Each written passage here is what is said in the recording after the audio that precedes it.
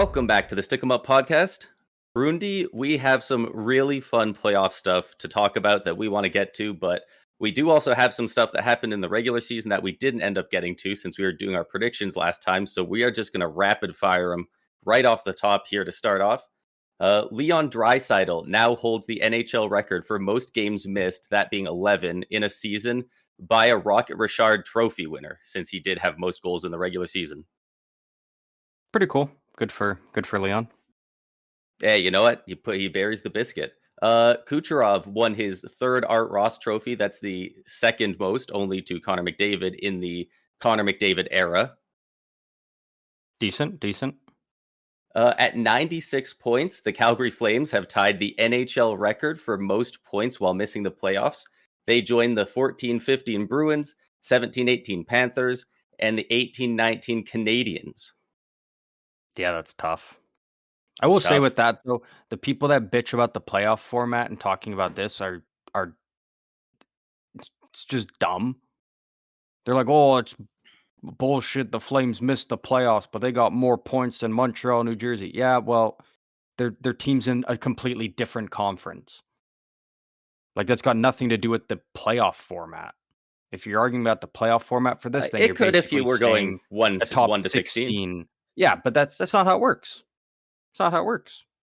No, I will say for that, the teams I mentioned. So this year's Flames, 14-15 Bruins, 17-18 Panthers, 18-19 Canadiens, all of those teams, for intents and purposes, got a little screwed. Most points without making the playoffs.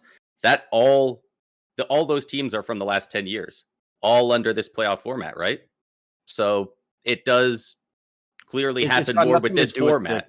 It's got nothing to do with the playoff format. It's just one conference is a little bit heavier than the others. And you know what? To be fair, this is the first time it's happened outside of the Atlantic Division. The Canadiens, also, Bruins, and Panthers. When you look at it, the bottom three teams in the league that were free points were San Jose, Chicago, Nashville. Teams in the East only got to play them twice. Teams in the West got to play them 3 times, sometimes even 4. So you're getting to farm extra free points off these, bottom feeding teams. Yeah, it's which is the biggest. It's a lot more feast or famine in the West for sure. Exactly. Yeah, it's got nothing to do with the playoff format or anything, though.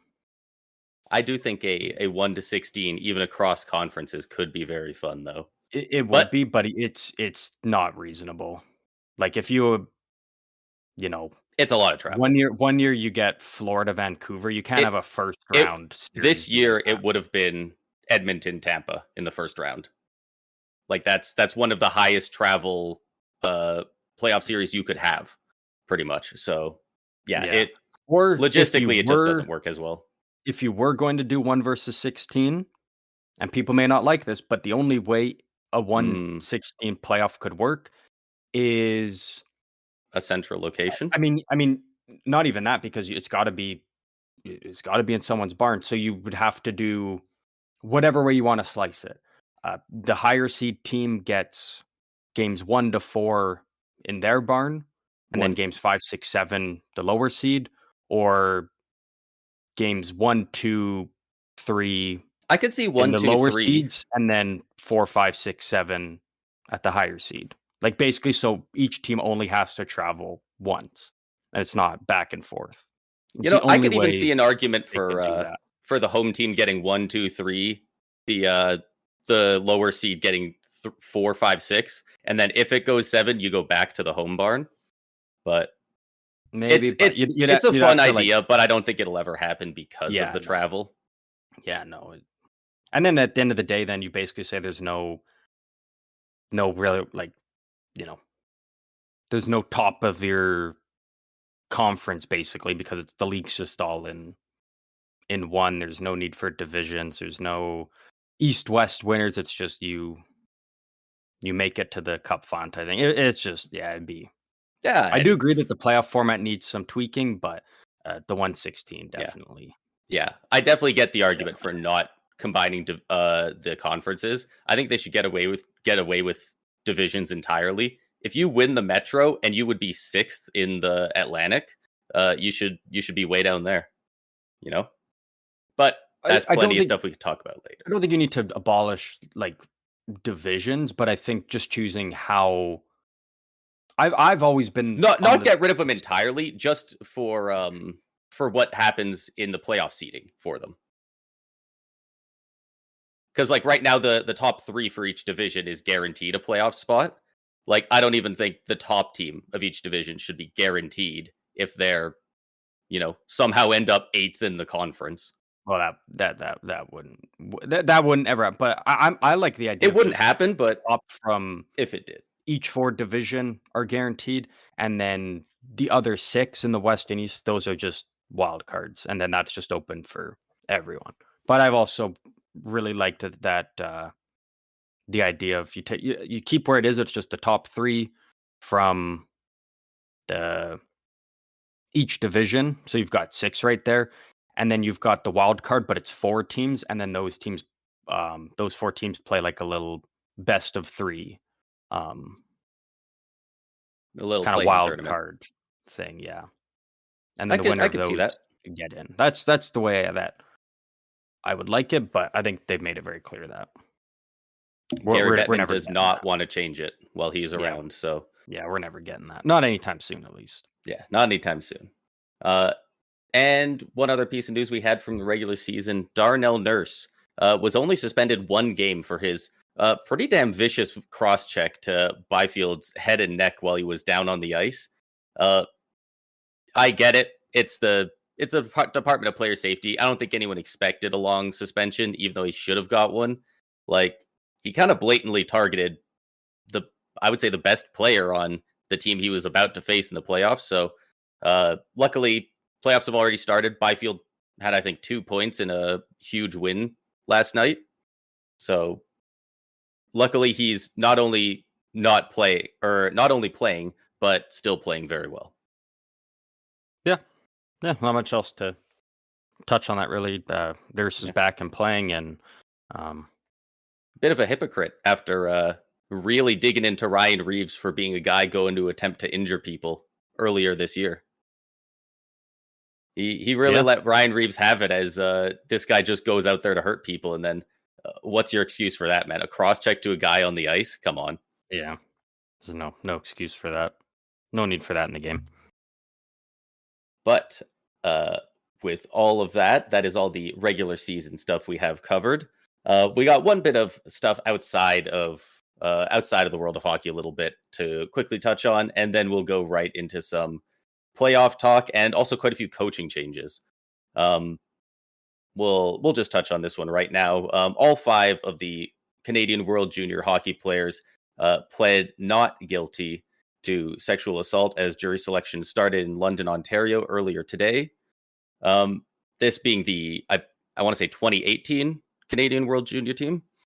Yeah, So we've pretty extensively over the course of this covered that. So there's plenty of stuff out there if you want to catch up on it. We don't need to talk about it again, but they are starting to select a jury, sorry, for the trial, and it's supposed to go to a most of 8 weeks. So you know, in the next 2 months, we should know whether or not they are, you know, found guilty or not, and we'll finally be able to kind of not necessarily put it to rest, but we'll at least know what the outcome is. This has been in limbo for well over a year now.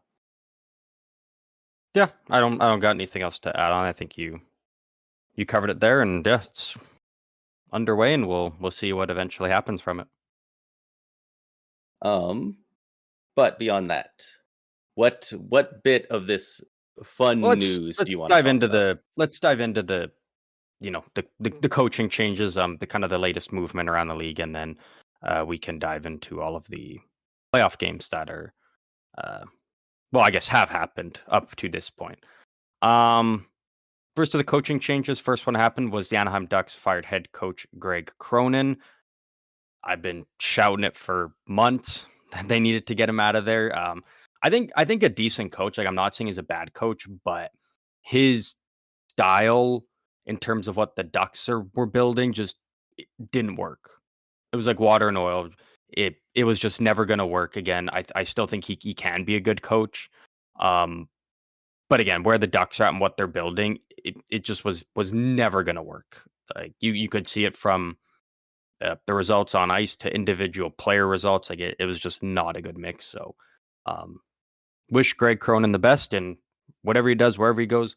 Um, but good for the Anaheim Ducks for pulling the trigger on that. Yeah, and this team, honestly, the Ducks, they underratedly had a pretty decent year. Like, if their coaching is really that bad, and if their coaching is really that bad, and they go out and get a good coach, like they might be a really sneaky pick to like just straight up make the playoffs next year. Like all their young guys taking the next step, if they have a good system in place, Well, like that. GM Pat Verbeek said that the goal is to be in the playoffs next year. Like this was kind of the first stone that had to fall for them to be like, They're going for it. we're going for it now. We're done with the rebuild. We're done, picking early in the draft. We're ready to start building this up now with the pieces. So this is the first step in it, and we'll see who they bring in. We'll see what kind of moves they make, and if they're actually serious about making a big push next year. Yeah, they had 80 points in 82 games, 35 wins on the season. Like that's, decent. Like, Yeah. yeah, if their guys all take a step, they get a good system. They might be a little bit of a wagon next year. Maybe they'll Yeah. finally break up the Oilers Kings somewhere in the Pacific. See if we can Maybe get a different matchup going there. But we keep thinking eventually we'll get a different matchup. It just always stays the same. and we got a bit of a different result last night, which we'll talk about Yeah. after the rest of these coaching changes. Yeah, 2 more coaching changes. Again, my opinion, take it for what it's worth. 2 of the most poorly run franchises in the NHL. The New York Rangers fired head coach Peter Laviolette. I think we all kind of knew this was going to happen. I kind of If you're thought they the were really stubborn and they just wouldn't. Honestly, I definitely think it's the right choice. I definitely think they should have, which is good for them. But I thought they were so stuck in their ways. I thought they were going to stick it out for another year. the Rangers always will blame everyone except management, basically. Like you Yeah. missed the playoffs, it's doesn't matter if you won the Stanley Cup the year prior. You won 4 in a row. If you missed the playoffs, sorry, coach, you're done. I ask you this: is there a less desirable job than being the head coach of the New York Rangers right now, given everything over the past 10 months, basically 8 months that's happened within that franchise? I kind of feel like Um, that's just not a desirable job right now. I will say it is not the least desirable. Um, and that's with them basically trying to make it the least desirable. And that's only because the Vancouver Canucks head coaching job might be up for grabs. And oh my god, do they have their own brand of tire fire going Oh, on yeah. over there? Yeah. Yeah, I Did you guess if see if Vancouver who's comes who was it who opens had up. the interview the other day? Was it is Rutherford their GM still? No, he's not No, the it's GM. He's like Alvin. president of hockey ops. Yeah, But I I think think it was Jim Rutherford in that interview. yeah, talking about how, they'd like to keep Quinn Hughes, but, it's hard if the team's not doing well and he's always wanted to play with his brothers. Bro, are you trying to incept the idea of Quinn Hughes leaving into people? What are you No, doing? no. People are he was basically shutting down the narrative of people constantly He did a horrible job. badgering them. I don't think so, because he said, well, he made a joke of that they were gonna bring Jack and Luke over basically before they trade Quinn Hughes. Yeah, but he did say, we want to do everything we can to keep him here, but at the end of the day, it's up to Quinn Hughes. Bro, he everything he said isn't it none of it's not true. But like it's the easiest layup question in the world. It's like what's going on with the Quinn Hughes situation? He's the best defenseman in the world. He's our captain. We want to keep him here for his entire playing career. That's all he has to say. Like, Yeah, don't even I like mention he when wants to guys play have a with little bit other of fun people. with it, though. I mean, Uh, they all kinda know that he's probably gonna leave, like Yeah, The but whole point of what the you Canucks were doing was to yeah, kind but the of president retool on the saying it is fly, and way it different.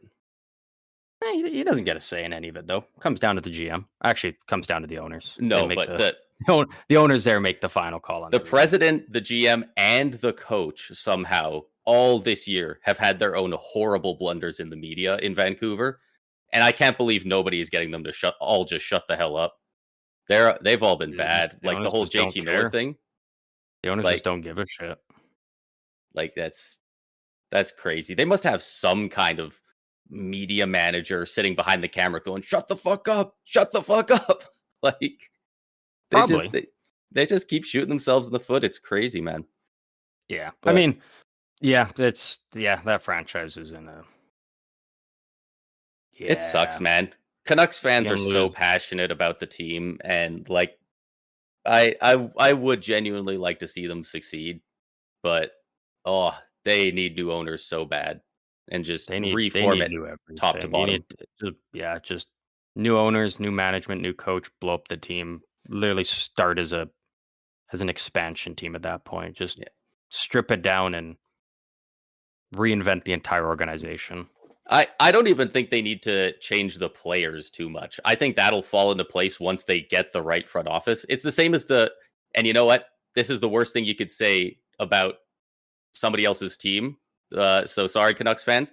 It's very similar to the Buffalo Sabres. I don't think it's the players that are necessarily the issue. I think they need coaching change, staffing above that change, president of hockey ops, GM, owners. Like it all needs to come down. Strip it to the studs and remake it there. But if you are the The guys Canucks and you're playing on the losing ice, they know Quinn how to play Hughes, hockey. you need to rebuild. If you're losing Yeah, Quinn Hughes, like yeah. without him, that team it's down there with You're San not Jose and getting better. Chicago level. You're not getting Like better it's at the very least immediately by trading a Quinn Hughes. yeah. But we'll wait and see who the next head coach is for the Rangers and what happens there. And lastly, the last coach to be fired, the Seattle Kraken fire head coach Dan Bylsma after only one season. And in addition to that, they also announced that general manager Ron Francis is being moved to the president of hockey ops, and Jason Botterill is named the new GM. Yeah. Hate two of these moves, love one of these moves for Seattle. You hate two of them, you love one. I love Ron Francis getting moved out of the GM spot 'cause I honestly think he's done a pretty mediocre job. Yeah. Not a terrible, but just But does that mean this is not a good good enough. move of him being president of hockey ops? Do you want No, that guy moved it up? gets him out of the GM spot more than anything. You ain't wrong. That's fair. And then the firing of Dan Bylsma makes just absolutely no sense. Like this is an organization that already it's starting to become difficult to take them serious. Which you For hate me, to at least. see. And it's so unfair. They are graded on the most unfair curve of all time. Every expansion team to ever come into the league fucking sucked for years. We had seen it like 20 times. Franchise teams come in, expansion teams come in, and they all blow chunks so hard. And then for the first time ever, they changed the freaking rules, and the Golden Knights were transcendent. They freaking went to the Stanley Cup final in their first year. Most teams are like 40 points below second last in expansion years. They're so dog shit. And the Golden Knights set this new insane bar. And the Kraken, they're not No, even I wouldn't horrendous. say that Seattle wasn't put on the same level or expectations of Vegas, strictly because the reason Vegas was so good out of the gate. I mean, they did get some good players in the expansion draft, don't get me wrong. But the biggest part was the way that teams and GMs Teams in weren't these ready for positions it. weren't they weren't expecting, how it would all work out. And especially you look Yeah. at Vegas and it came down to the trades they made and taking advantage of teams in vulnerable spots or bad contracts with only a year left. Like it was a lot more through trades, more so Oh, than absolutely. who they picked up. And GMs learned, and they weren't willing to do that Yeah. with Seattle. The Now they the learned their Kraken were lesson. not put in near as good of a spot. But like Mhm. the Kraken where they are now, this would be a very good start to an expansion franchise if Vegas wasn't there as a comparable. Like, Tampa comes into the league, they're they're not ever good until at least what, 2000, 2001. Like, it took like 8 years. Like, so many of these teams, like, they come in as expansion teams and it takes so long to get going. Like, Minnesota is in what, their 25th-ish year, and like they're finally looking good. Like, they've made the playoffs, Yeah. but they've never been great. It took till 2019 for Columbus to get their first playoff series win. Like, these Mhm. expansion teams usually suffer for a long time, and the Kraken, pretty low down in the standings, minus 18 goal differential on the season. That's one worse than the Canucks. That's Like actually that, really good considering they had Philip Grubauer. yeah, right, That's actually really good by it just makes again, and this is why I find it so hard to take Seattle seriously is because the prior 2 seasons, you had Dan Bylsma down in the AHL as the head coach. They went to the finals 2 years in a row. They did lose both years, but back-to-back trips to the finals, back-to-back seasons where your win percentage was .715, and you've got him coaching all of these young guys, all these prospects you have down, and the whole point is you bring them up to the NHL with all these young guys so they know the system. They've already learned it, and now he's the guy. You put him in a position where it's near impossible to succeed, and then after 1 season, now he's out the door. You basically just wasted 3 years there of creating a system within the team, within the players, and then it's like, all right, now we're after 1 season, we're completely going away from that and we're yeah. starting over. It's such a weird, it just doesn't make sense. Yeah, I don't think they're a team that needed to pull the shoot on them that fast. You know, like, minus 18 goal differential really isn't that bad. 35 wins on the season. They actually only had 6 overtime losses, so a lot of those points, like, they got a decent amount of regulation wins in there. Like, this team, if you look at a lot of the kind of more advanced stats, it's looking a lot better for them going forward than their straight up spot in the standings would indicate. And Yeah. it's a young team. A lot of their guys are going to get better next year. I think, keeping the same head coach, I think that would have been good for them. Like, I get firing your coach if there's something better out there, but who are they going to hire? Who Unless are they they go with who are they jumping at? an outside hire, like, I don't think there's really any coaches that continue to be in that coaching carousel of just guys that keep going around from team to team that can come in and do a better job. Like Seattle's acting like they put a playoff team together and it was Dan Bylsma's job to get them there. It was a decent team, wasn't a playoff team. Yeah. And then Um Jason Bartle as GM. I mean, it was just a dumpster fire when he was there in Buffalo. He's obvious. I think he's probably just got a friend in the mix there that vouched for him to get the job, and that's why he's there. So that's how a lot of it goes. I don't think that's a great move for Seattle there, but And yeah, I I guess we'll see have what heard happens. rumors, and I don't like these, especially because you want to see the Kraken succeed. They're a fun young team. They're new. They're fresh. Like, nobody has really much of a reason to hate them yet because they haven't been good since they come into the league, really. Hmm. Um, but I've heard a lot of rumors that they are looking towards Peter Laviolette to take that head coaching position, and we know him as the guy who does not develop young talent well. Guess what the most important thing is for a head coach to come in and do in Seattle? Help out that young talent. Yeah. Like, so I really hope for their sake that they do not do that. Yeah, I if they do think that, I mean, at that point, I think the they're connection was they Ron just become Francis. I'm trying to find it here, but I believe Ron Francis and Laviolette had some sort of a relationship. I don't know if it was player to coach or like GM to coach or something like that, but I believe they were somewhere at the same time. But I'm trying tied to between find it. who? Peter Laviolette and Ron Francis. That would have been probably at some point in Carolina. That's what I'm thinking. I don't know the So exact like year or anything, but yeah, Was Laviolette head coach of the Hurricanes? Coached for the Hurricanes. Here it is. Came into the head to be the head coach of the Hurricanes in the 03-04 season, taking over for Paul Maurice. Look at that. Yeah, so he was with them. He was with them all the way through until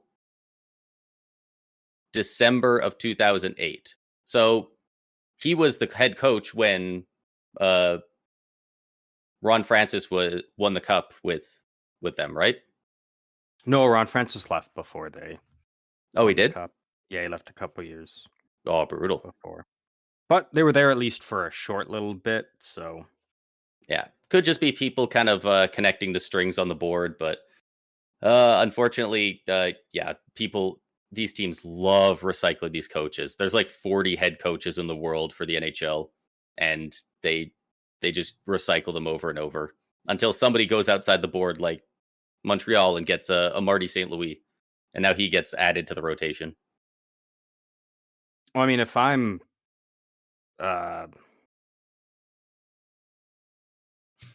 Seattle, what's his name that was over at University of or Denver University, David Carl. Oh, right. I would literally give him a contract, say how many years do you want, how much money do you want, what more incentives do you want us to buy you a house, do you want your own private jet, like what do you want, and do whatever you can to get him in. I think if Yeah. anything else, I think it's a downgrade for Seattle, honestly, considering you literally spent 3 years just to be like, all right, well, we missed the playoffs. All right, let's get rid of that plan. Yeah, and I know that they are kind of floundering in Seattle. I've heard a lot of stuff about they are very heavily around the city advertising for season ticket holders. I think they did not sell near as many season tickets as they would have liked, and it sounds like they're having trouble kind of filling their barn consistently, which makes sense when a team is, they come into the league and immediately they're relatively lower down in the standings, but it really does suck, and you hope to see them bounce back. And I don't know. Hopefully, they can find a good coach for him. Honestly, who do they have over in Nashville right now? Andrew Brunette. Honestly, I wouldn't. If Andrew Burnett becomes available, and he probably should, I wouldn't mind them seeing take a swing at him, because Brunett's been a very good coach for a while, and this season was just a dumpster fire. I don't think he immediately forgot how to coach. I think the team just did not have the chemistry. So I wouldn't mind them trying him, or even a Drew Bannister. But again, I still think he hasn't it's been a hired, downgrade right? from Dan Balsma, though. I do think that's probably the case as well. But Like I'm thinking going forward, what are they going to do? Because yeah, for whatever reason, they already committed to firing him. Yeah. Did they expect to make the playoffs like this year? That's kind of what I'm thinking. Like that's the only logical reasoning for firing him after 1 year. Either that or Jason Botterill, as soon as he got named GM, he's like, I don't like Dan Balsma. I'm firing him. Like, I'm trying to think before the season started, it seemed like a foregone conclusion that these playoff spots were locked up. Because you get 8 in the West, right? Out of the Central, you got the Jets, Stars, Avs locked. They are in the playoffs. As far as we know, before the season started, we had the Predators locked in there, probably above some of those teams too, right? Yeah. Pacific, Golden Knights, Kings, Oilers. They're all getting in. Maybe if you really think the Kings are going to fall off for some reason, not them. But most people had those 3 locked. The Canucks looked deadly last year. You probably had them as locked too. Like that's your 8 right there. That's your 8 right there. And then you still have good teams like, Calgary this year, especially Minnesota, the Wild. Like, oh, we're going to be sniffing around. Yeah, if the Ducks take a step like that, it seems crazy that they might have been like, no, this is a playoff year. We need to get in. Like, there was no room for Seattle. Yeah. But we'll see who they grab. Maybe they go out and get somebody we're not thinking of. I'd love to see that. Yeah, they got to do something good because like you mentioned, fans Yeah, there are already kind of clearly losing faith in the direction of the team where it's at right now. So they got to do something to yeah, incentivize fans to actually give a shit about them right now. yeah. And the last thing I 'Cause they're want to not see making from it them easy. is one of those two other coaches we talked about, Greg Croner, Peter Laviolette. I don't want to see either of those guys touching their team because they've got a good young crop of talent coming up, and those guys both just got fired for being bad for the young high end talent. I wouldn't say it's I wouldn't know Like, with Laviolette, yeah, with Greg Corona, I think it's just a matter of the system that he runs. It isn't fit for what the Ducks have been trying to build. I think I he's still guess. a good coach and can thrive in other spots, but just given the way that the Ducks were shaping their team, he just his style didn't fit. It's the same as Okay. if you take, you know, a Barry Trotz, right? And you throw him on Colorado. I was gonna say the Oilers more so. A very defensive first coach. You put him on a team where it's all go out there and it's all offense, win games. 5-4, 6-5 type of thing. Like it. I mean, Barry Trotz is obviously a bit of a stretch because he's one of the greatest coaches, but in that sense of A his very coaching style defense wouldn't first wouldn't coach. work very Yeah. well with the make of how that team is shaped. Yeah. That's a good comparison. But Greg Crona, I don't expect him to get a head coaching job. That being said. Yeah. I I I think I there's don't think a well, team would be like, "Oh, that's our guy." probably not, but man, they love reusing all the guys. We'll see. We'll see how many other teams fire their head coaches as well, because some tells me these aren't the only ones that are going to happen over the offseason. Yeah, I'm expecting it from Nashville. Chicago, I don't know. I mean, they fired their coach midseason. They did better than people expected under whoever was the interim replacement. I forget his name. We'll see if Is it maybe he. Davidson or is Davidson the guy who got No, fired? no, Davidson's no. Yeah, I can't remember his name, but Yeah, they're not in the news very much. but But he might keep his job there. I don't know if they'll necessarily. Anders Sorensen, that's what it is. I don't know So if he I've might ever stick seen around this with name before. Chicago. Who knows? That's kind of what Winnipeg and LA did last year, and it worked out well for them this year. 22 hours ago, Chicago Blackhawks looking at David Carl as next head coach. As they Don't know should. how. Yeah, don't know how. Every team should be looking at him if he is willing, if he's ready and willing to make the jump to the NHL. Well, we'll see what all those teams do. We'll keep you updated on that. But as far as that goes, I think all we have left is some playoff talk. And my God, these playoffs have been so fun already. What day is it? 4 of the playoffs? Day 4, and the Lightning and the Panthers are finally going to play their first game later today. So that'll be nice to finally get those going. But man, I was looking at this just after all the games had finished yesterday. I was looking at the scores, and I was just like, what out of the 4 games played, what was the least entertaining? Was it the Capitals Canadians that went to overtime? No, it would have been Carolina, New Jersey. Like, uh, oh, I was just talking about the games yesterday Oh, games yesterday. because we had a 2-1 Jets win over the Blues, very close game, very entertaining, absolute barn burner, Stars over the Avs in overtime, and then we had the absolutely insane Oilers Kings game that had everybody watching in the third period. Like that, all 4 games were so good. Like it was just a fantastic day for the sport. Yeah, yeah, it really was. Like so far, um, the playoffs have been absolutely incredible. This is exactly what we kind of expected the start of the playoffs to go, especially with the matchups we are getting. Even though it's a 1 versus 8 type of thing with with teams like Washington, Montreal, and even Winnipeg, St. Louis. These teams are still so evenly matched. Like, yeah, the better team is winning right now, but it's not like they're blowing them out of the water type of thing. No, not at all. Like the Jets won the first game 5-3, but one of those obviously an empty netter. So 4-3 with a goal with around a minute left from Kyle Connor, and then a 2-1 win over the Blues yesterday. Like they've been 2 1-goal games basically, and the Blues look really damn good out there against them. It's just the Jets just kind of look like they're just one tier above.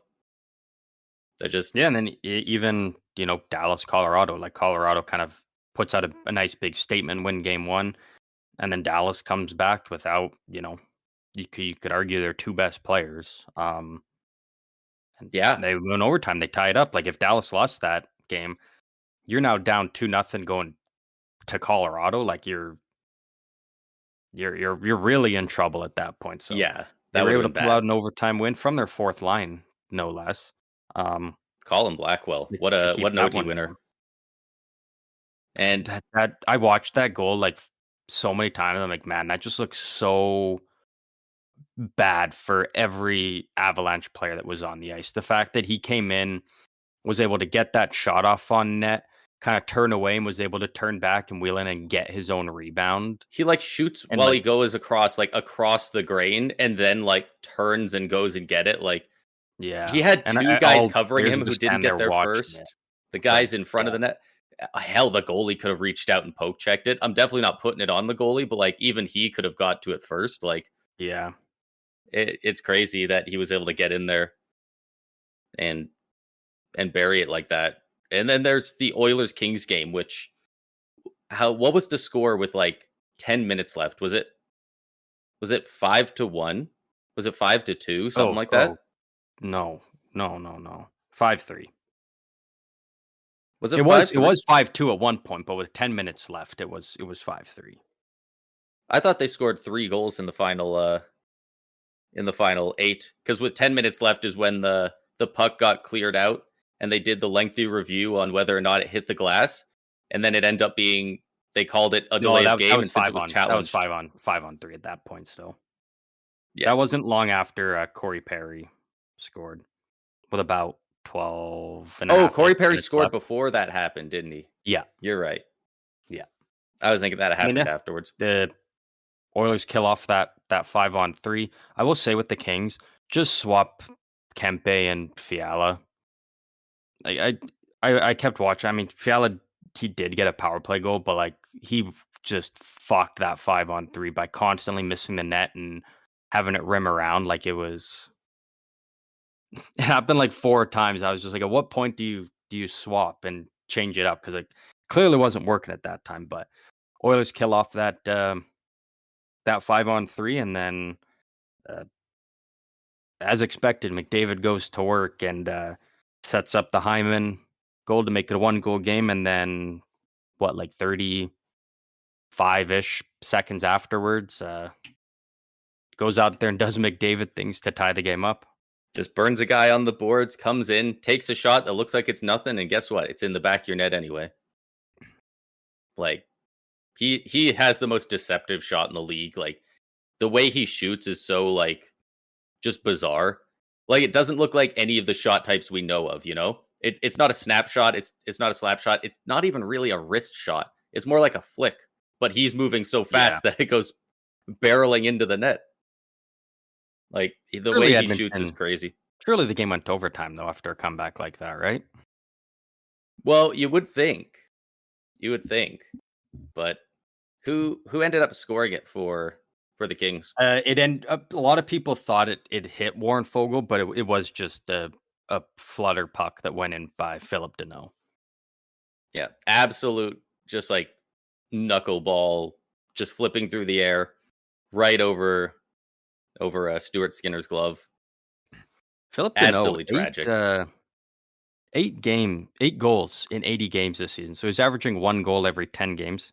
Potted 2 in the opening game of the playoffs for the Kings. So um, that's pretty good that he's He's a playoff contributing performer. some goals there. Um, Yeah, I mean, it's just heartbreak for Edmonton, though. You make that comeback, and it's one of those ones where it's like LA wins the game, but both teams are pissed after the game. Yeah, Like Edmonton, you make that big comeback, vibes are high, just have it ripped away like seconds later. And if you're the Kings, like, yeah, you won, cool, you're up 1-0. It's got to feel good, but it's like you had a 4-0 lead, and then you had a 5-2 lead, and you let him come back to tie it. Well, really, you everyone let talks about you McDavid as the come best back to tie defensive it. team in the league, and you got pumped for a bunch of goals and almost lost it when you had a huge lead. Like, yeah, I can't imagine either teams are crazy happy about it. I do think the Kings are happier since they won, but Oh, obviously, yeah, but brutal for McDavid, man. This guy goes out there and just single-handedly is just carrying that team, and he ties it up, and then guess who's back? Back again. Edmonton goaltending. Just yeah. flippy little puck going I super will say slow. though, Nobody in the arena was ready for that to go in the net. Everyone cheered and people they were so shocked. blame Skinner, and I think that's fair. But you also got to just blame Edmonton's defense as a whole. Whether you want to just put it on the defensemen, on the defensemen and the forwards, their defense was fucking It- atrocious in that And you know game. what? Skinner actually should have been scored on that 5-on-3, but he made some really good saves. Yeah. A lot of goalies let in one of those at Like some you look point. at So, Adrian Kempe goal. He was left alone all out front by himself, no one around him. The Philip Deneau goal. You had 4 Oilers players below the goal line. The puck came out front, and it was a horrible pass by Bouchard. I get what he was trying to do, catch McDavid on the fly, but you never do a backhand floaty right in front of your own net. yeah. And who's there? Quentin Byfield, who's literally right beside him, Philip Deneau. 2 Kings players all alone in front of the net, 4 Oilers players below the goal line. Like, yeah, you'd maybe hope Stuart Skinner makes a save there, but you can't really fault him when you turn it over in front of your own net and you're all below the goal line just watching. Like, that's Yeah. again, you hope he makes a save. If you got a Mackenzie Blackwood, if you have a John Gibson, maybe they make that save, but at the end of the day, don't do that. Yeah. Like, so, but again, Yeah. the goaltending obviously wasn't the greatest for um, the Oilers. I mean, it wasn't particularly great for the Kings either. Like, some of those, yeah, you can't put on Kemper. Like, they were no goalie could stop those, but as good as that McDavid shot was, most goalies save that. Like Hellebuck, well, maybe not Hellebuck in playoffs, but Vasilevsky, Shesterkin, like those I guys, like they would stop that. It's On right that on the ice. shot, I You feel square inclined to up and you agree, get but down. You I don't know, man. It's just McDavid on a breakaway. I don't know. It's all I But it was coming yeah, from the side. You just had to take that angle away, and you get down. You're blocking it. There's nowhere for it to go. he's just one of those guys where it's like I'm sure he would have figured out something. But Well, yeah, you would and like a save maybe, there. but most goalies aren't kind of, again, like a guy like Vasilevsky or Shesterkin, they're in that position where McDavid probably doesn't take that shot Yeah. because they're not giving that opening. McDavid would probably go for maybe, what Kuzmenko did. You go behind the net and do a wraparound. Speaking of which, great save by Stuart Skinner on that Kuzmenko wraparound because that was a Yeah. phenomenal save. That was incredible. Um, Yeah. but yeah, I mean, Honestly, goaltending wasn't great on yeah. both sides, but at the end Goaltending of the day, wasn't great, but I blame the you got a defense great more. game. I blame the GM of the Oilers above the defense as well. Like every time they have a lot of goals against, you can do nothing but complain about your lack of doing something at this point. We've known for a good bit that they should go out and buy for a goaltender, and they just refuse to. Like we were Yeah. talking about it the other day over text. Like the Avalanche back in November, they had a problem. They needed a save, and they went out and they just kept buying goalies. They just traded for more and more goalies. They tried all these different guys until finally they got Blackwood, and that one worked. And now they look like a cup favorite. Yeah. Like, And if Blackwood goes down, a week before you got Blackwood, you got Wedgwood. And he's been great for them. So It's not like you just went out and addressed your starting goalie problem. You got a backup that can come in and can still win you games. Yeah, like It's not like you put all your eggs in one basket like the Oilers. Yeah, Stuart Skinner's not great, but if Stuart Skinner goes down, now you're like, now you're down to Calvin no Pickard, disrespect to which Calvin Pickard, but it's like you is ain't he going to winning win the you a cup cup? with him. Yeah, like there's enough goalies that are good in the league that they should have been in on some. Like even if they didn't end up getting him, were they even rumored to be in on Linus Ullmark? Why the hell not? I don't know. I assume they're probably sniffing around it. Eh, The Anything problem with less the than us Oilers, knowing though, they were in on it is a mistake. Like he would have been their fourth most important player the instant they got him. yeah. Well, Like and the thing is, and people say it a lot, and I think it's just a stupid take. Is it's like, oh, you got to give up this and this and this to get Allmark, and we probably won't have the money to resign him. Who cares? Who fucking cares? Make the move for Allmark. If you can sign him, great. If not, you get him for a whole year, and you're way more scared of a team if you have Allmark in net for 1 year. Look at Colorado. What was it? July like 5th or something. They trade a first round pick and they get Darcy Kemper before the season even starts. They didn't re-sign him, but you had him for 1 year. You got a cup with him. yeah, Doesn't matter what you gave up at the end of the day if you have a cup. yeah. I don't even remember what they gave up for him, and it doesn't matter. Literally, I think it was They got a a cup. first round pick for Darcy Kemper, 1-for-1. Easy trade.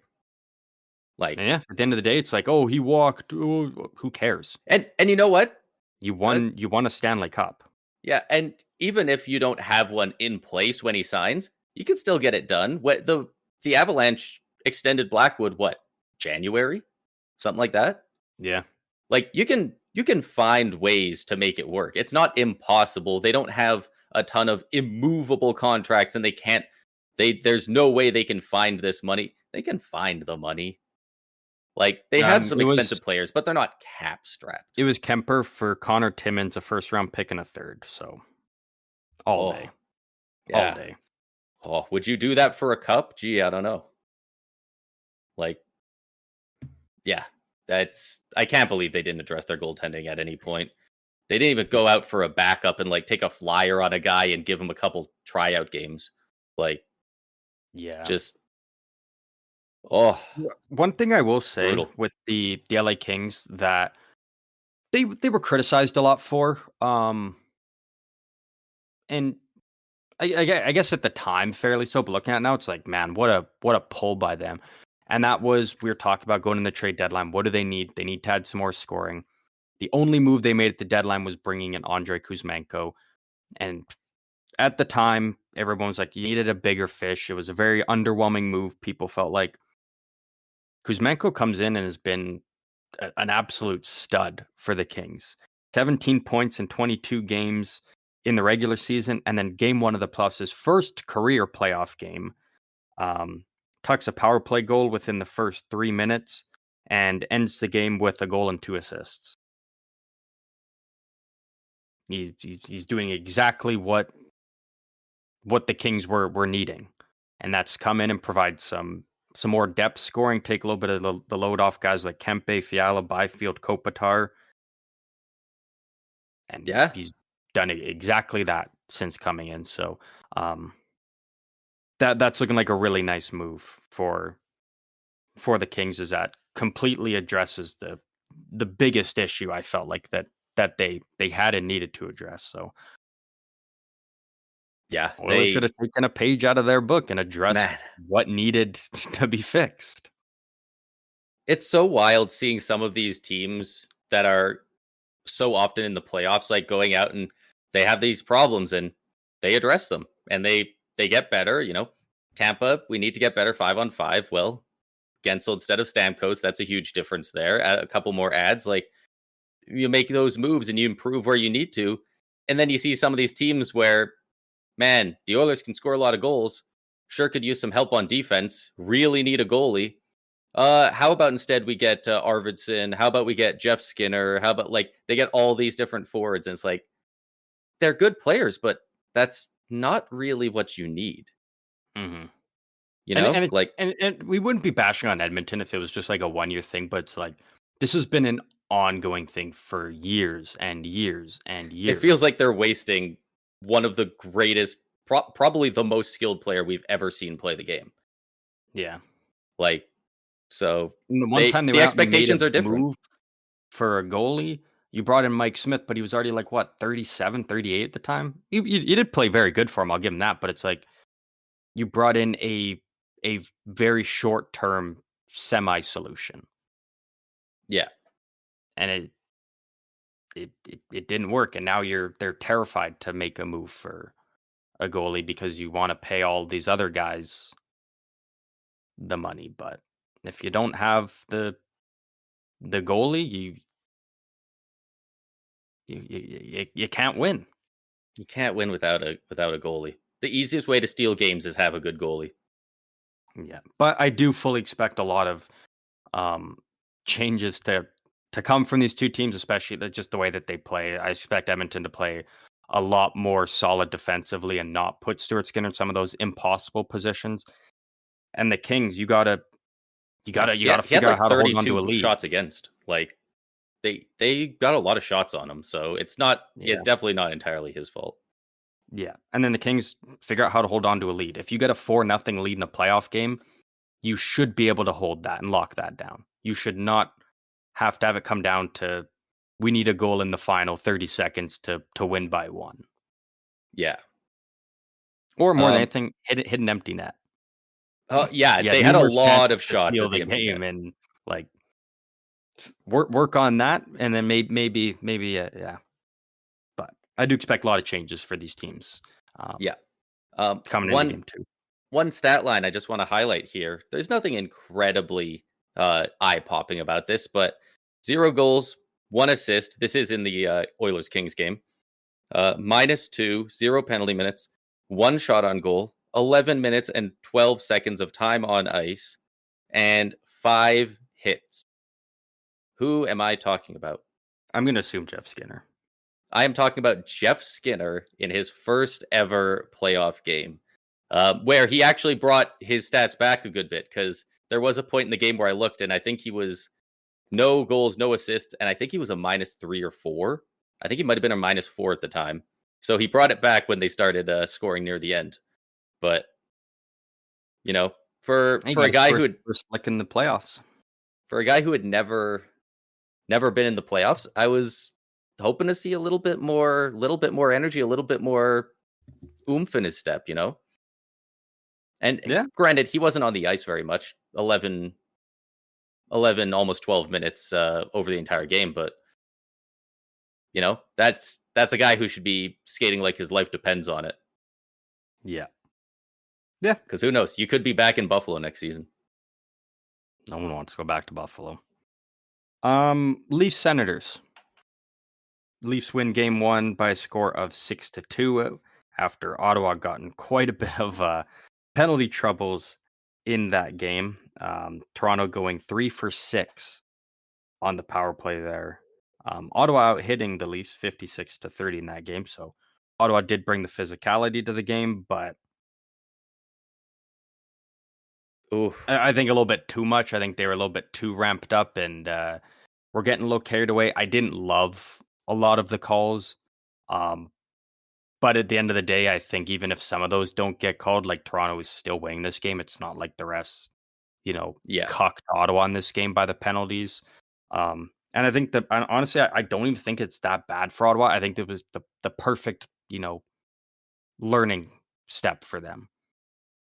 You now yeah, know what you can do, what you can't do. You can go out there and be physical, but you can't be doing those little extra pushes, be smart with your hits. The refs aren't going to get mad at you for playing physical as long as you do it clean, as long as you're not doing any of that dumb stuff.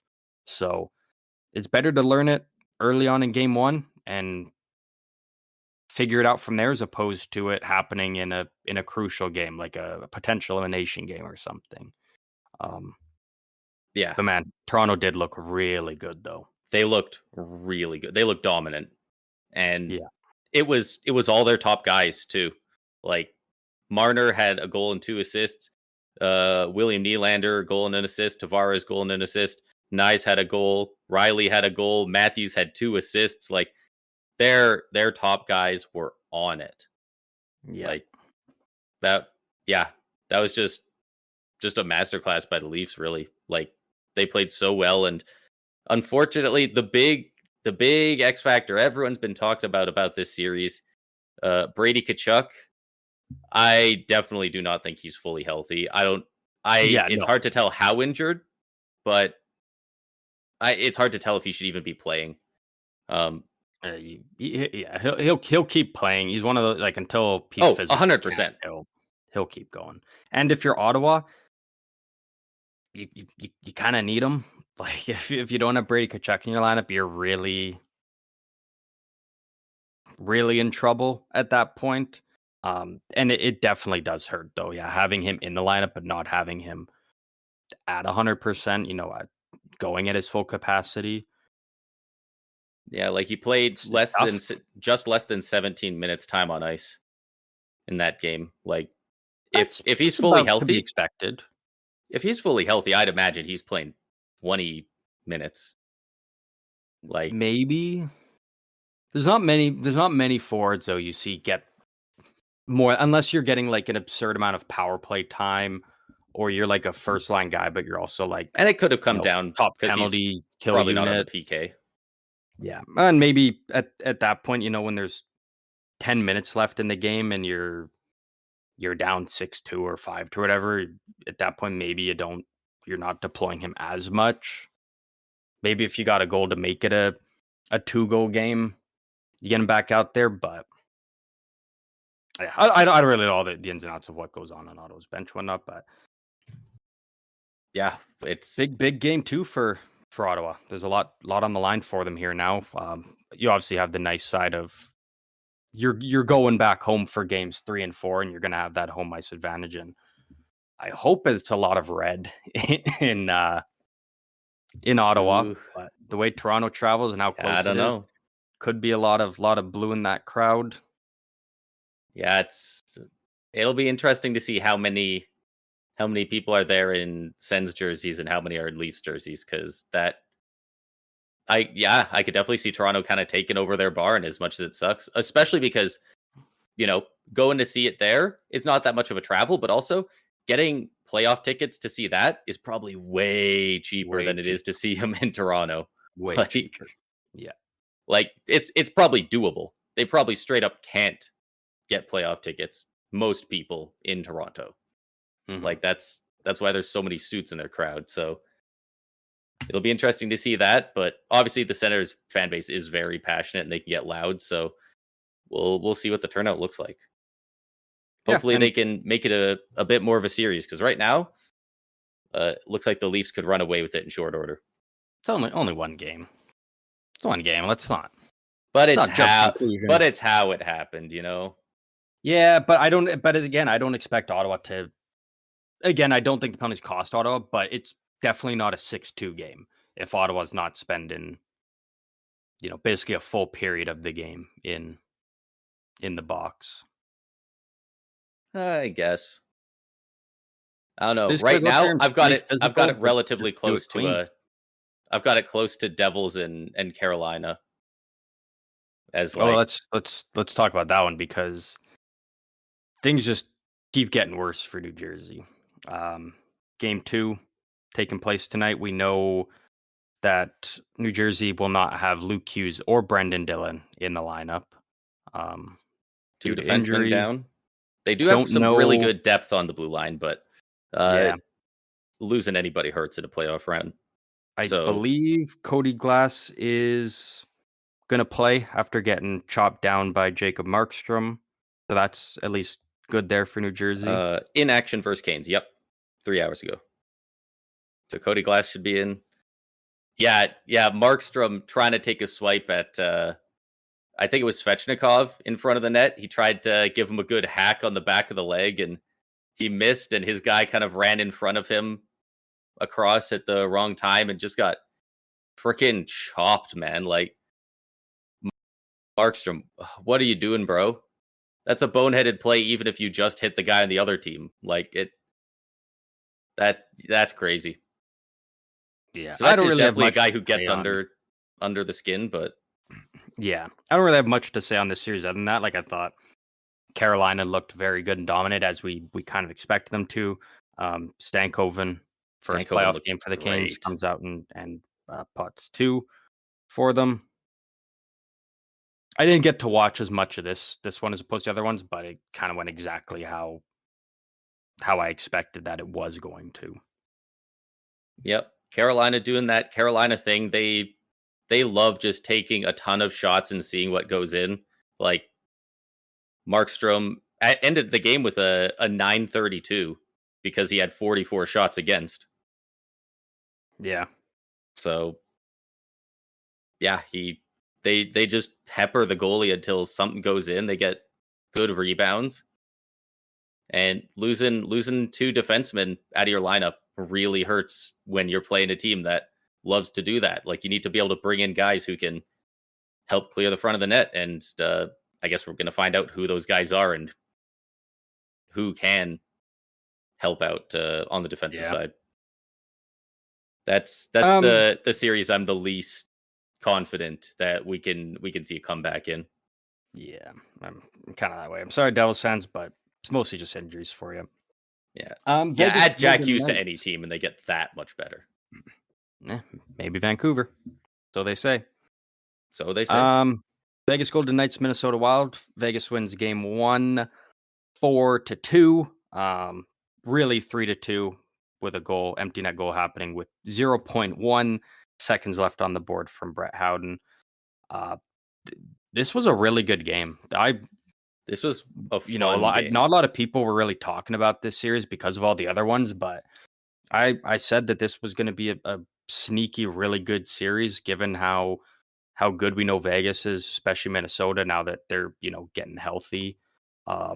Really tough debut from Z Boyum on the blue line. It's kind of a tough spot to be put into, especially just game 1 of the playoffs against this Did he big-headed not play Vegas well? team. No, I really didn't not see like much. he cost the game or anything, but he really, it was really underwhelming, to say the least, for his debut. I expect that to get cleaned up though. Like again, it's you join a team last minute the season, you get maybe a couple practices in, and then you're thrown into a playoff game in Vegas. Like Against one of the not best great teams in the league. circumstances to be put into for a guy that's 19 years old.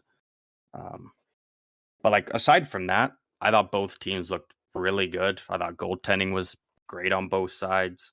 Kaprizov, holy shit, man! That saucer pass that he made over, or the fake one timer over to Boldy, Yeah, like that was like prime Kucherov level. Like he had like 4 different guys on the other team looking the wrong way. Like I had to rewatch it to figure out what he actually did. And the puck goes right onto Boldy's tape. Boldy beats the goalie, who's like still kind of resetting from the fake one timer. Like, man, mm-hmm. that was a beauty of a play. Yeah, I know exactly which pass you're talking about, and that was the one of Matt Boldy's 2 goals. He scoring the only 2 goals for the Wild. Thomas Hertl getting on the board for Vegas. Dorofeev continues to just keep scoring for Vegas, and then Brett Howden 2 goals in the third period. Gets the dagger there with 0.1 seconds left and getting the eventual game winner. This is just going to be a really fun series. I hope it Our goes at time least zone, 6. it starts at 9 p.m. tonight, so definitely going to be a late night watching these 2 teams go to head. But again, this is just going to be just a very, very fun series. Yeah. I think there's a It's lot gonna of be hockey great. left to be played in it. And where is he? Brock Faber, 27 minutes, 57 seconds, 3 seconds short of 28 minutes time on ice for that game as well. Brock Faber, just an absolute Iron Man out there. Yeah, they're going to need him to be. This series is so fucking poorly scheduled. I don't know what to do with myself. So when did this game start? The one that they've already played. Did that one start at like 8 or 8:30 p.m. for us? Started at 8.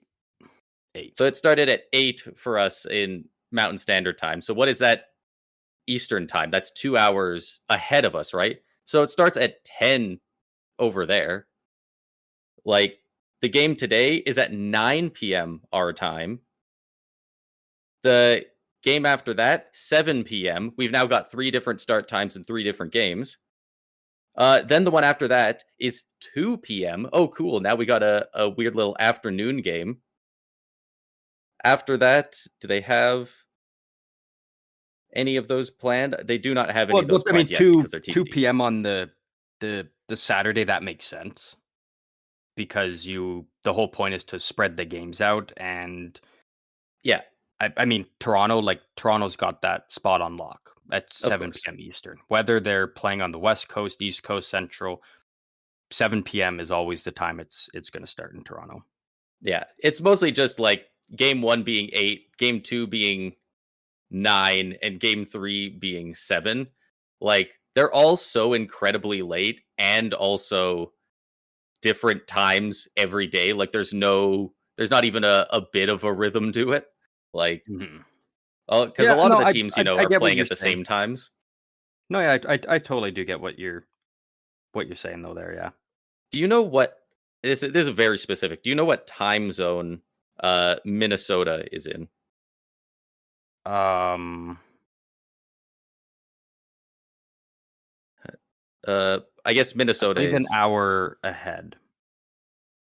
They're essentially, yeah, so they'd be at 1 hour ahead. So they're only, well, an hour behind Eastern time. so that yeah, they're all the times I listed, they're actually 1 hour later. So like they'll be starting at 10 p.m. on a weeknight. Like that's the start of the game. What if it goes to overtime as well? Like Well, pe- that's the price that happens out over on the East. Like we see some, we see a lot of the time it's, 10:30 when Eastern teams are playing over in California or Seattle or Vancouver. That's just it. it's just Kind of the way it's weird to it's be always starting that been. in the playoffs like that. I get if the regular season, if that's however But they again, have to with the plus, schedule it, they're fine. trying to space the games out so you're able to. You don't have all these games, overlapping with each other. You shouldn't be scheduling solely on the neutral fan. You need to think about the fan bases that are playing as well. Like the Devils Hurricanes play at today at 4. Uh the Leafs play at 5:30. And then Wild Golden Knights, well, there was an hour and a half between the other games. Surely an hour and a half. So what would that be? 7 o'clock would make sense, right? No, it's 9. Like that's it, yeah. I just feel bad for the people in Minnesota. Like their team is finally back to the playoffs. They're doing this, and the game starts at 10 p.m., which obviously really means around 10:15. You know, the intermissions, like the game's going easily into 12:30, 1 o'clock. Like if we're doing this for the benefit of other people to watch the games, Toronto's all the whole wet East Coast is an hour ahead of even that. Like they're not watching this game anymore. So like Well, I wonder if now I'm nobody's assuming there's watching the game except the probably people in the barn. there's probably something going at the time. Like there's obviously probably a reason why this game is so much later than the rest. It also doesn't help them as much that you've got 3 Eastern Conference matchups and only 1 West. Usually they try to do a 2 and 2. So you kind of have like the East ones Yeah. go first, and then kind of the time they're ending the one West one starts, and like half an hour later another one. It's it's just been really weird scheduling around like well, not every series, but some of them have we Yeah. mentioned Tampa and Florida are starting after you know Winnipeg and St. Louis are already 2 games deep. It's Yeah. Like it's just very weird. It seems like there's not a lot of thought put in for some of the teams. Like it well, and a big part is though if they there's overlap a other little bit, that's scheduling. fine. There's other Like scheduling. There's NBA playoffs are going on. A lot of NBA teams play in the same um arenas, so you got to figure out and ways to make all that work, and concerts that have been planned for years in advance, months in advance. Sure, and I do There's believe that's always why different the stuff the coming into Florida play. series is starting later. I do believe there were concerts or something at Amalie Arena that they had to wait for them to wrap up. But yeah, I that part does make sense, but it is also like it's clearly the team's like, this doesn't happen to Toronto. This isn't happening in the Stars Avalanche series. But you know, it's not that bad. I'm sure the fans who want to watch will still watch and find a way to watch either way. Yeah, But it would yeah, be nice if I'm it not losing looked a sleep little over more it. even. I know people are losing sleep over it, but I'm definitely I'm definitely not. And if you got issues with it, just move out west then. Like, problem solved. And then you're awake and you can enjoy all the games. But leave it to Vegas to fuck stuff up. We're putting it on Vegas. God damn it! What the hell, Vegas? Oh, Get your act Islanders together. are not renewing Lou Lamoriello's contract. That just Hey, came out. good for So them. I don't know if that means. I believe he's still got 1 year left though. So it's probably fuck, who knows? Lou Lamoriello, Chris Lamoriello, get him out of New York. More so, I will say, get Chris Lamoriello out before Lou though. And Yeah, I if you're think they wondering both just why, need to go. you do homework on the Islanders AHL team, and you will see why. Yeah, I Because think they that is abysmal there. they said did they not set like a league record for the worst like home Worst home record. win record? And like they Yeah. had it locked in like as the worst, like with 3 home games left or something. Like Yeah. it was like a decent bit worse than the worst it had ever been before. Like Oh, that's so that's it. So Lou's just gone. They're just parting ways. oh, I thought he had a year left. I guess and he you know doesn't. what? So that's it. That yeah, great move by the Islanders. Like he's 82. It's not his fault that he's not good at his job anymore. It's not. It's just crazy that they keep hiring him. But you know what? I imagine surely that's the end of his career in GMing and all that. And if it is, great career on him. He did some huge work for a lot of teams for a long time. Now they just got to get Patrick Waugh out of there. Yeah, Just yeah. doesn't work there. No I disrespect like to Patrick Waugh. I think he can be a good coach in places, but it's just it's just not. not working. Just not working with the Islanders, and you need to start fresh now. New GM, new coach, and Yeah, um, as especially considering they're going through this kind of retool. yeah. I could see the argument of giving him a chance to run a team that isn't under Lamoriello, but we hear about things. Lamoriello has his goofy ass rules about facial hair and stuff like that. But Yeah, that doesn't affect how the on how it? ice play I was though. gonna say, how involved is he really in the locker room beyond weird stuff like that? Like he's Exactly. so Like people say that they're like, "Oh, Lou's got all these rules." It doesn't affect the on ice play. And if he's you're a not player where you're watching like, the security cameras waiting for somebody to slip up. Like yeah, and if you're a player and you're like, "I can't play without a beard," don't play hockey then. Like, or just don't sign with the Islanders. well, I think that's Yeah. definitely a sentiment that's going around. Not really. People on the Islanders are probably more attractive of a destination than the Rangers, which is fucking crazy to say, I would but love to see a I, poll on I think that from I NHL think that's players. real. I think it's real. The Yeah, downfall of the Rangers. Any other playoff series? We kind of touched on Dallas, Colorado. Um, I think both teams have looked really good. Goaltending's been great. This series is going exactly kind of how we expected it to. yeah, yeah. McKinnon's They're looking like a beast. Thomas Harley stepping Thomas up Harley huge stepping up, for dude. He just won't Dallas. stop stepping up. Holy crap! Just since the Four Nations, his stock has just been on a meteoric rise, and I think he can get extended this offseason, Thomas Harley, but he's going to 6 get seconds paid. shy of 36 minutes time on ice. Good God! I mean, they went to overtime, but like, still, That's that's like, still a yeah. lot. that's still probably what he played. Honestly, say 10 minutes.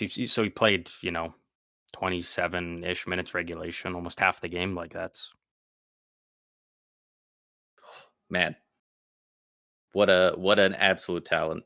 And yeah, dude, I'm just Washington, so glad Montreal. these games have been We haven't so talked fun to about. watch. Like there's been Yeah. a couple blowouts, the Toronto game, the Hurricanes game, but other than that, and even those were fun to watch. But these Mhm. other games have been so close and hard fought and tightly contested. Like it's been absolute cinema so far. It's been so fun to watch, and now unfortunately it becomes slightly less fun because my team starts playing, and now I get to be stressed while having fun watching it. It's obviously going to be incredible hockey, but obviously when your team's in there, it's a lot more stressful as well. Yeah. But fuck, playoff hockey, man. Like this shit is so good, and we get a month and a half more of it. Yeah. It's good stuff. I think really only last year's we haven't touched on before. I know you mentioned you have something here at the end for us. Um, Washington, Montreal was a great hard game between the two teams. Um, just as we expected, Alex Ovechkin, 2 goals, 1 assist, overtime winner. Apparently, they were saying that is the first playoff overtime winner of Ovi's career. Yeah, which I was pretty surprised by that one. I could yeah, have sworn he had one before, but maybe every OV goal in the playoff feels like a big goal. So yeah, like that's crazy that he hasn't ever done that even once. Um, he's just played so many playoff games, he scored so many goals you would expect at some point, right? But no, he yeah, did it after breaking Gretzky's regular season goal record. And we know Logan Thompson did play, looked good, looked healthy, looked mean, yeah, and good comeback by Montreal. A team that obviously have a little some playoff experience between some guys on that team, but not a lot of playoff experience through the majority of the team. They fought back. They were down 2-0 and were able to pot two to send it to overtime. Unfortunately, the overtime was short lived due to OE just wanting to go home and have a beer and celebrate. But I thought Montreal looked good. They looked like they belonged, which is the biggest thing. A lot of people were worried that, it would especially be a against this blowout. Washington team, yeah, it would be like well, they're just happy they got there, but they didn't really do much. No, they showed that they're here for a reason, and they haven't shown they can win yet, but they've shown that they can hang around and they can make the best team in the East sweat, make them Yeah, make them worried a bit. So this almost reads to me the vibes in both locker rooms is the exact opposite of the Oilers Kings game. After that game, both teams are annoyed, upset at their performances. I think both teams are very happy with themselves after this one.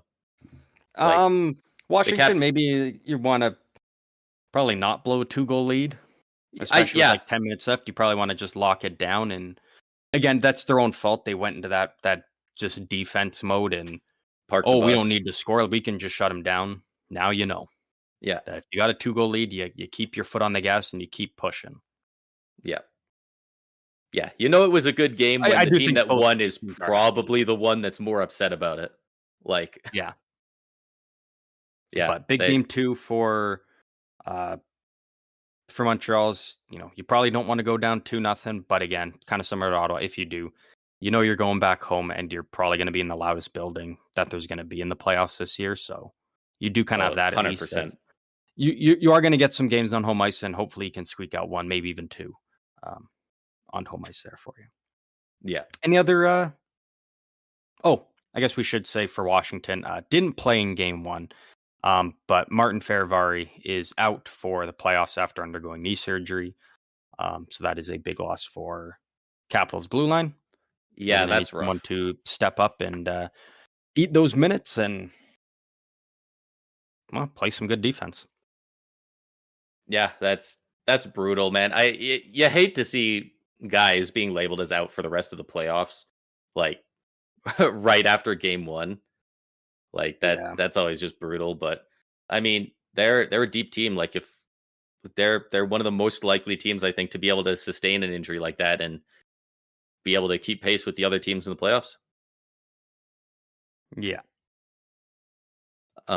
I think pretty much all we have to talk about regarding the playoffs so far. I got one other thing here that we can do at the end, unless you have anything else you wanted to talk about. Nope, no. I think that covers everything. We talked about all the series where the teams are at, and now we'll do it all again later this week once well Yeah, Tampa Bay and Florida get underway, and we're a little bit deeper into some of these series and know what they're looking like a little bit more. just keep updating the people on what's going on and what's been fun to watch, and there's a lot of it. Oh wow, look at that! I'm on Daily Faceoff, and one of the top links on the side right now is the Oilers made their bed by not addressing obvious deficiencies in goal. Look at that. We're on top of things. Mm-hmm. I mean, anyone could have told you that, but you know. So, for what I have at the end here, I found this article also on Daily Faceoff that was made. What's the date? The 22nd, earlier today, and it is labeled "Top 5 Most Disappointing NHL Players from 24-25 Season." And I want to see how many of these five you can guess in. I don't know. Let's give you 10 guesses. It's kind of tough, but I think there's quite a few of these that you can get relatively easy. Damn, so I got to shit on some players here. Oh I yeah. hope I just go 5 for 5. Can I know like how many of each position at least? Um Are you willing to give me that? Like, is it like sure. 3 forwards, a defenseman, and a goalie or something? Just so I can kind of. If I It only got 10 is guesses, I got to make sure I make these count. it is 3 forwards and 2 goalies. There are no defensemen 2 on goals, here. no defenseman. Okay, good for defenseman. Ooh. So so I got to think of guys that were supposed to be good and just had bad years, basically, Yeah. is what it comes down to. Like, There's one um, name on here I think you probably will get that I would not have guessed. okay. Well, I'm gonna start off with I think the most obvious one. That's Elias Pettersson. Number 1 Elias Pettersson of the Vancouver Yeah. Canucks. The centerman Elias Pettersson. And I mean, yeah, like 15 goals, 45 points. He's making 11.6 million. Yeah. Like Um, Chris absolutely. Kreider. Chris Got to be one of them. Kreider, number 2 on the list Or two. is Chris Kreider. So those were the obvious two that were like Yeah. just tough years. I think Chris Kreider only ended up with like 6 assists or something.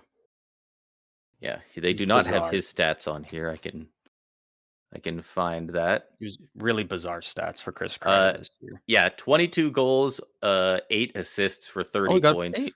There we go. Almost hit double 30 digits. points in 68 games. Not exactly what you want from Rangers did say that he had a lot of that he was dealing with some injuries and whatnot, but I'm also like, you were playing him over Gabe Perreault when you were already missing the playoffs. yeah. How bad were those injuries if you kept playing him, even though you're out of the playoff race? And he wasn't even producing while injured, so like what's the point of playing him? Like get him healthy Yeah. then. So, Um, there's so many forwards to try. I'm gonna try and go to the goalies. and you're Philip 2 for 2. Grubauer. Philip Grubauer is not on the list. Yeah, figured he probably wouldn't be. Yeah, bad year, but it was also like weren't expecting weren't We were expecting yeah. much out of him. Um, UC Saros. Number 3 on the list, UC Saros of the Nashville Predators. Yep. He I don't think not really much of his fault, but what can you do, no. right? Yeah, that's the one I don't think I would have gotten just because I just don't put so much of that on him. Yeah. Like Yeah, exactly, an right? 896, that's obviously not very good. And we know how elite he can be, but on that team, that dysfunctional Preds team, like an 896. I mean, if you take some of the other, you know, medium to elite starters in the league, I bet they put up worse numbers.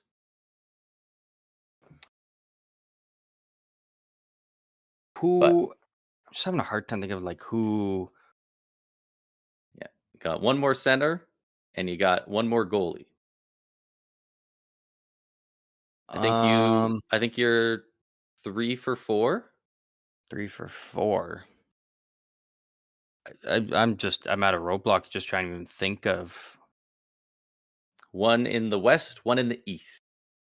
one in the West, one in the East. I keep just trying to go back to like the forwards, but then I'm like, oh, what about goalies? But I'm trying to think of like what goalie even other than Saros is like. There's not really any super obvious ones.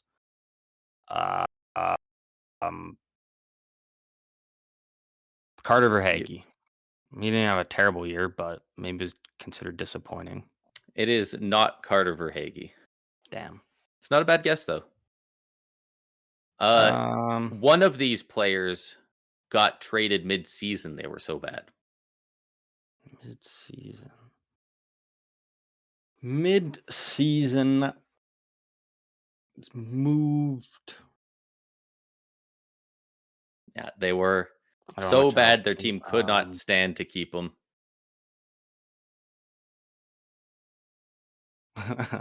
He should.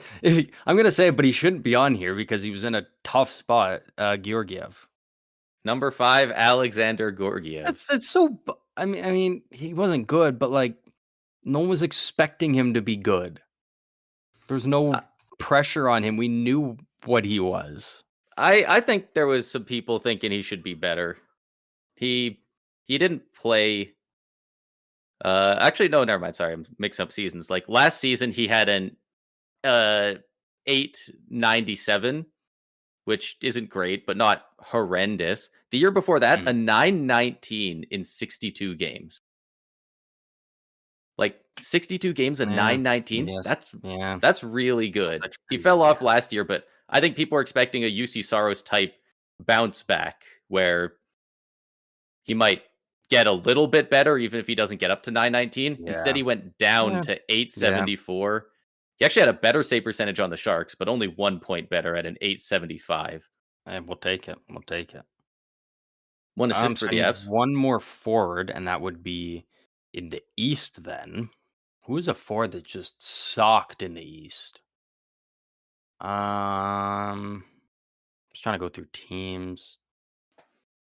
There's like Yeah, I think you got honestly, 5 there's more guesses, no so like expectations you in can Buffalo. throw out a couple and Um, disappointing shit. centerman. Disappointing centerman. He didn't. No, Barzal didn't even play enough games. Can't really call him a disappointment for injury. Zibanejad? Ooh, Zibanejad. Oh, it is not Zibanejad. That's a great Damn. guess, though. Damn. There are no repeat teams on the list. No repeat teams. Okay. That's So probably they're fair not enough. on the Dumped Rangers. on one franchise too much. Damn, who was shit? Who sucked so bad this year that we'd call them a disappointment? He was a disappointment.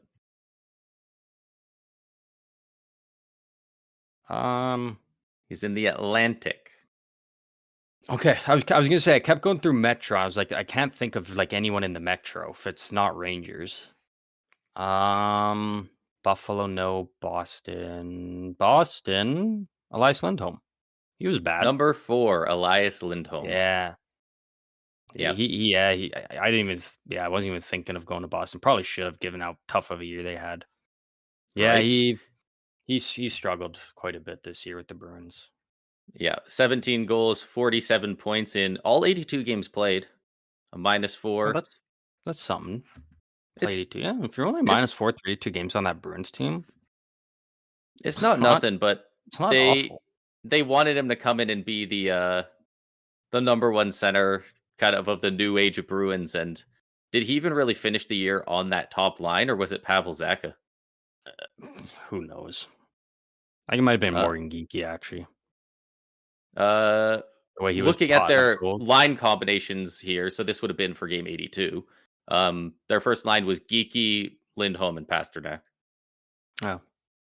So Geeky was on obviously on the wing then. Yeah. Hey, it was good. Feel bad for dunking on those players, but if you sign a big boy contract, there's a lot of pressure put on you to produce and Yeah, it wasn't carry really your team. many guys that were like other than really Gorgiev, there wasn't really any guys that were, really bad. They just all underperformed either expectations, their contract, or both. Yeah, or just what they've done previous years. Yeah. Oh, that was fun. I like that. Yeah. You did really well, honestly, considering I don't think without your hints, I would not have even sniffed picking a guy like Georgiev because I felt like the expectations weren't very high on him to begin yeah, with. that's fair. But that will wrap up everything we have for this episode. Once again, hope you guys all enjoyed. If you want to join in on the hockey talk, you can do so on any of our socials. The links for all of them are down in the description on all episodes across all platforms. Come over and talk. Braden, as we get prepared for some more playoff action here tonight in the coming days, and we will recap all of it later this week. Final thoughts. Final thoughts going into more playoff hockey. I hope that everyone for the next few days can stay healthy. I hope no teams have any major injuries coming up, and we can just enjoy the game for what it is. Couldn't agree more. I love that right there. And that will do it for this episode. One more time, hope you all enjoyed. And as always, we will see all of you guys out on the ice later this week.